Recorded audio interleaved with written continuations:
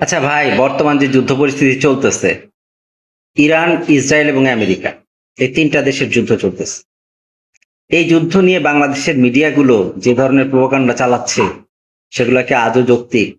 মূল ধারার মিডিয়া, সামাজিক যোগাযোগ মাধ্যম, ইউটিউব থেকে শুরু করে কি পরিমাণ মিথ্যা সংবাদ প্রচারণা করা হচ্ছে, সেগুলো আসলে আমাদের মনস্তাত্ত্বিক যেই পরিবর্তনটা আনতেছে, এটা কি আদৌ কাম্য?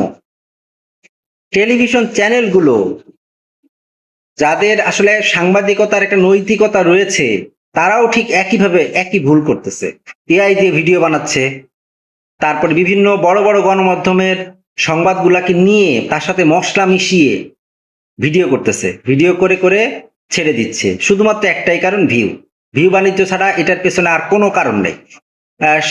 মানে স্বাভাবিকভাবে, ঐতিহ্যগতভাবে আমরা ইসরায়েল বিরোধী, এবং ইরানের, সাধারণত ইরান মুসলমান দেশ, এই কারণে ইরানের প্রতি আমাদের আবেগটা একটু বেশি, যার কারণে এই সুযোগটাই মানুষ নিচ্ছে। ইরান ইরান এ করতেছে, তা করতেছে, ইসরায়েলের শেষ, ইসরায়েল হেরে যাচ্ছে। হ্যাঁ, এই বিষয়গুলো উপস্থাপন করলে সাধারণ মানুষ এই বিষয়গুলো নিচ্ছে খুব সহজভাবে এবং দেখতেছে। এআই দিয়ে আজকাল সবকিছু করা যায়, আপনারা জানেন। এআই দিয়ে যে ভিডিওগুলো তৈরি হচ্ছে, বেশিরভাগই এই সংবাদ মাধ্যমের ভিডিওগুলো কিন্তু এআই নির্মিত। যেমন একটা জাহাজ চলতেছে, জাহাজের উপর আপনার মিসাইল পড়তেছে, তারপরে আপনার ট্যাঙ্ক, গোলা বারুদ, বিমান, এগুলো তো আজকাল একেবারে সহজ বানানো।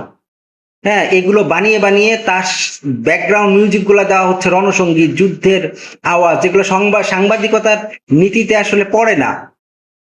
লোকজনকে টোটালি বোকা বানানো হচ্ছে। আমরা কেউই কিন্তু ইরানের বর্তমান পরিস্থিতি সম্পর্কে জানি না।